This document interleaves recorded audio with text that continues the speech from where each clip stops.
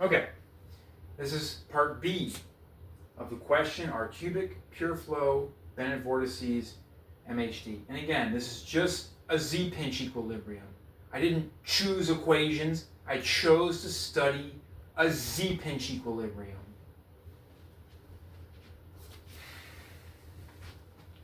So, first of all, we're going to write down the momentum equations again, but we're going to be quicker about it, because we're going to go ahead and say that the plasma is collisionless. There's no collisional transfer of momentum between the species. Okay? So what does that lead to? Well, this time I'm going to leave in the electron Lagrangian terms.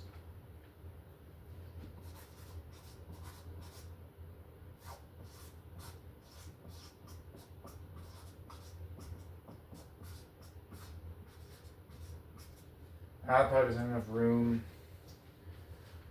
I think I'm going to make it work though.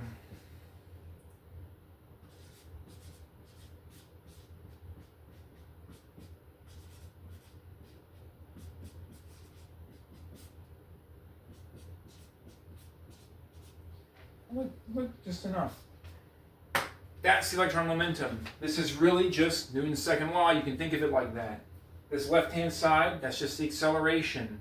Those are just the inertial forces. All right? But instead of having m times a, really it's dp dt, the time derivative of momentum is force, we have to add in this number density term to account for the fact that we have a fluid, we have a bulk, we've got more than one particle moving here, we have many of them, a very large number. Next we have we have the ion momentum, all right? And we're going to write it here so that it looks just like the electron momentum. Now the key to this is the particular, that should be a negative. The key to this is the particular ansatz that we are going to select for the ion and electron velocities. Now in general, and I made this point in the video, or I mused about it, right? So in general, we just have the two fluid velocity is an axisymmetric axial velocity, all right? Now, I'm going to argue to you that on this basis, these also must be axisymmetric. Because if they weren't, then this fluid velocity would not be either. And that would contradict the fact that it's actually axisymmetric, okay? So we can agree that UI equals UI of R, and then I'm just going to say UI hat, right? And the same goes for UE. But the question now is, what if there are the existence of cross terms in the electron and ion velocities that cancel? That would complicate things, because while they would cancel and leave this UZ of R, Z hat, the problem would arise when dealing with these convective nonlinearities.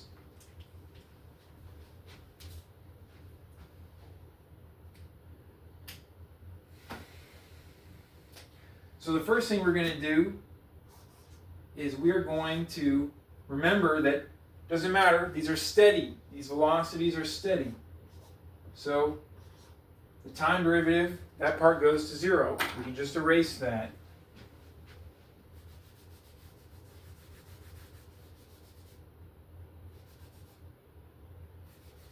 And the same goes for down here.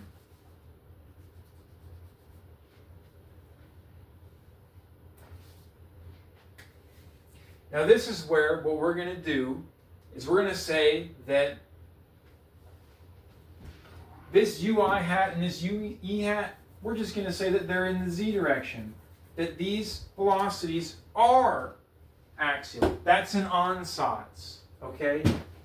We can do that and study the consequences.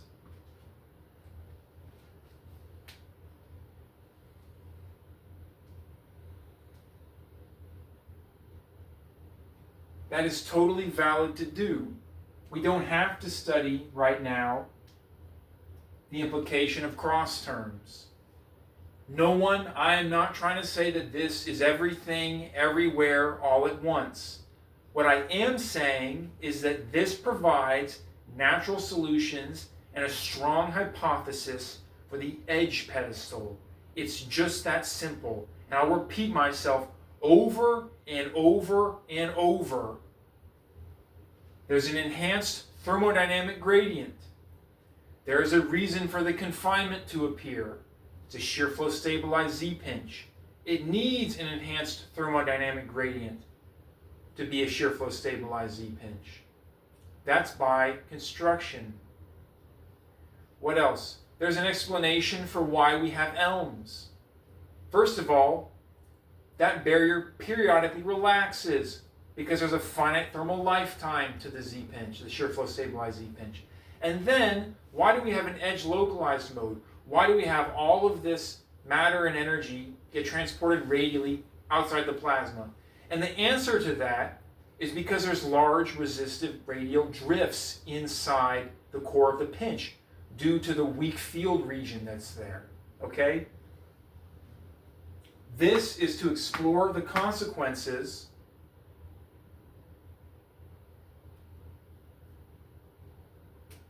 of what having axial axisymmetric flows for the ion and electron velocities implies. That is totally valid to do. It is not studying the implications if we were to introduce, let's say, for example, I'm just going to call this UC of R theta hat mine, and over here we have, oh no, we need to do this as well. It actually needs to be plus, right? So that's what I mean, where we can add in these other terms, and we could also add in, I mean, I could just make it U theta. We could add in, right, a theta. We could add in a radial component if we wanted. We could add in both of these things if we wanted to, because they'll cancel out as long as they're the same. But we're not going to, because I can't do everything by myself. And right now, I just want to study what happens when these flows are axisymmetric and axial. Okay? It's just that simple. And what happens when they're axisymmetric and axial is these terms go away. These are called convective nonlinearities. They describe the inertial forces, okay? Because remember, this left-hand side is really just kind of Newton's second law. Think about it like that. It's really just a force balance. So this left-hand side is capturing the accelerations on the plasma or on the magnetohydrodynamic fluid particles. So these go away. Do I have the plasma formulary with me? I'm not sure that I do. Dang it, I gotta get it again. Sorry, thank you for your patience.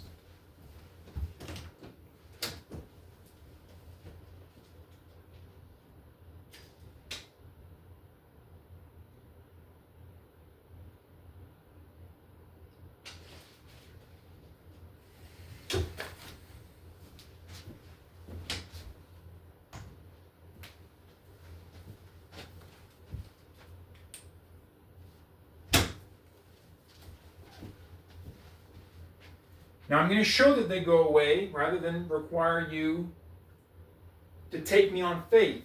So these convective nonlinearities, these are tensorial terms, all right? So we have, just in general, if we have, that's probably not a good idea. I'll leave it like that. Here we go, UE.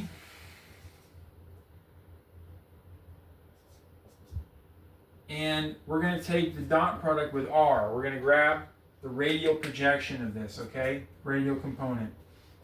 That is UR. And I'm dropping the E, but it should be understood that this is the electron velocity, okay? It doesn't really matter. I could drop the subscript earlier without loss of generality. I just didn't want to be confusing with regard to that. Anyways,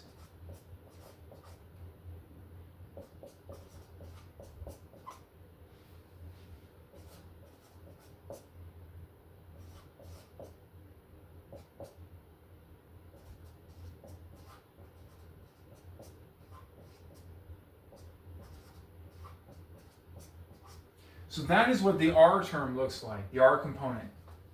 For this to be true, we want to get rid of this left-hand side, because on the right-hand side, I'll tell you right now, and there needs to be a bigger negative here.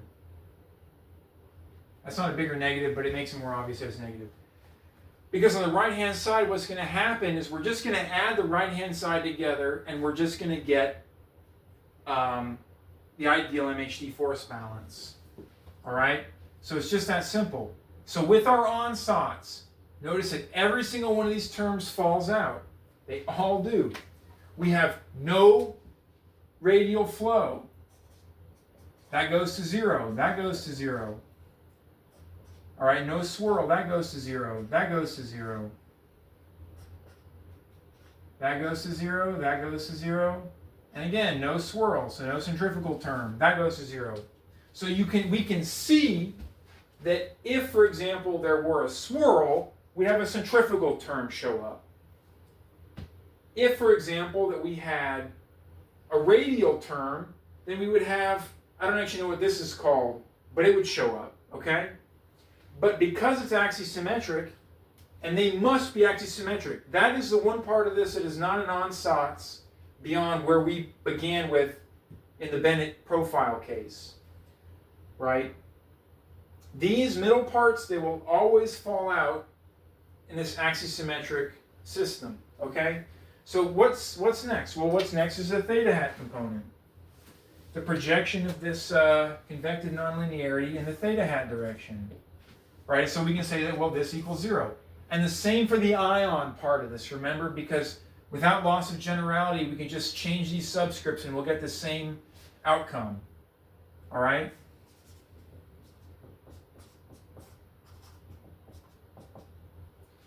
So now we have, again, our swirl. And let me just leave as ease, just to not be confusing.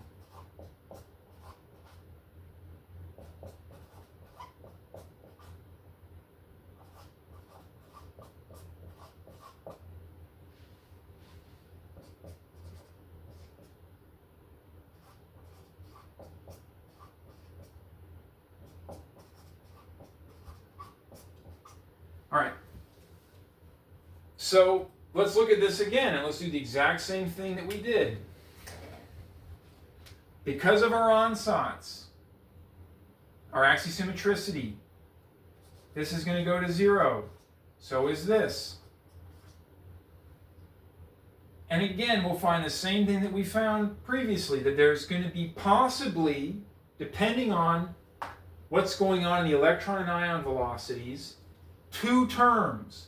But because of our ansatz, because we said, actually, let's just take these to also be axial. Okay? So what we're getting at here is we're kind of getting at the requirements for this equilibrium to develop.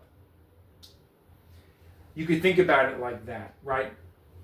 They got to stop swirling and breathing. And when that happens, right? And actually, they don't need to both swirl and not breathe. It just needs one or the other. Because notice that, or even for the swirl to no longer depend, to lose its R dependence. As long as one of these terms is 0 and the other one is well defined, these will go to 0. And that occurs in our ansatz, and that occurs elsewhere. Possibly depending on the exact extensions that you add to this. All right, now the last part of this is the z-hat part.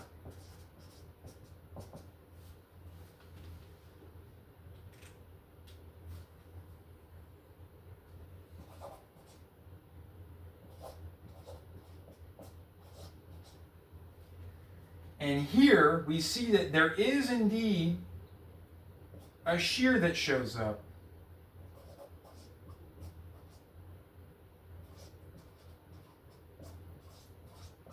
So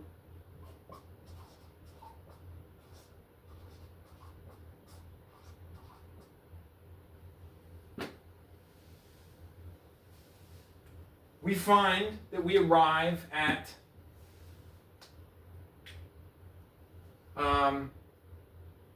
the possibility, because we do have a shear here that could show up. But that's why with the ansatz that there's no radial flow, it goes away. Same thing, right? Doesn't matter if we've got a swirl, that goes away. And then of course this is going to go away. So hey, look at that. The convective nonlinearities went away. And what it required was that there was no radial flow, right? So that is a constraint. That does put a constraint on what is involved for this equilibrium to develop. Okay? So we need, what do we need here? We need that u of r equals 0. Okay? And I should say it like this. I should say u sub s of r. That's what we need. U sub s of r equals 0, where s is just an index that runs over our species. And then, yeah, I mean, besides that, everything else here is satisfied. We could have a u theta, and this would still be nonlinear.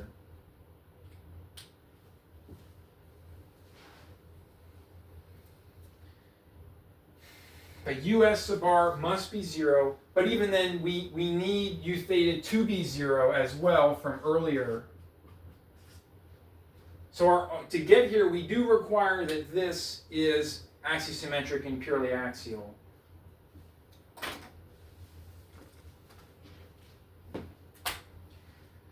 So based on that, we have these convective nonlinearities fall apart. All right?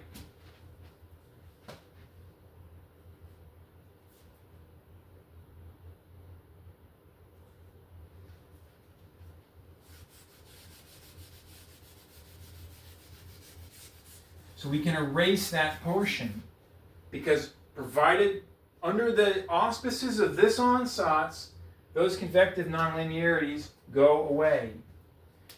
Now, what is left? Well, what is left is that we have 0 equals the right-hand side, 0 equals the right-hand side. All right, and we're going to call this 3, and we're going to call this 4. Now, let's just add 3 and 4 together. And the reason we do that is so the electric field cancels.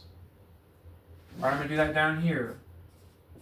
So 3 plus 4, that implies that we have 0 equals E n naught times E minus E, okay, plus Ui minus Ue cross B minus the gradient of Pi plus Pe. And this equals E n naught U cross B gradient of P. What's this? U cross B. Well, we actually want to know what E n naught U is. That's just the current density. So we arrive at this equation.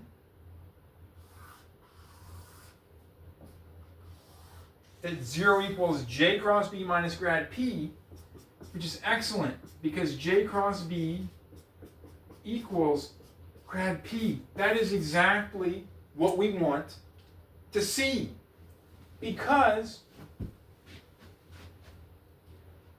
from Maxwell's equations, we know that B equals B theta of R theta hat, and we know that J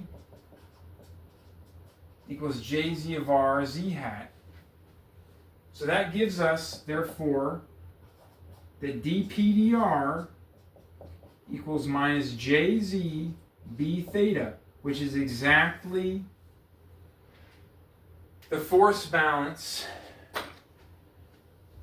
of a Z-pinch. That's the momentum of a Z-pinch. Momentum balance of a Z-pinch equilibrium. QED.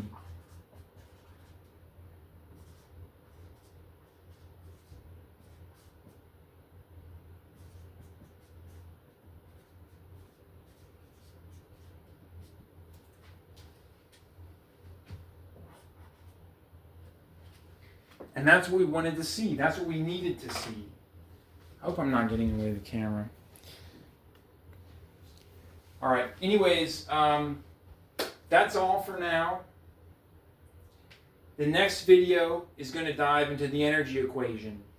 And from the energy equation, we will obtain a value for the thermal properties of the Z-pinch, of the cubic pure flow Bennett vortex. Thank you all for watching. Please like and subscribe. And then also, if you care to, please consider donating to my coffee. I need the support. Thank you. I'll see you next time.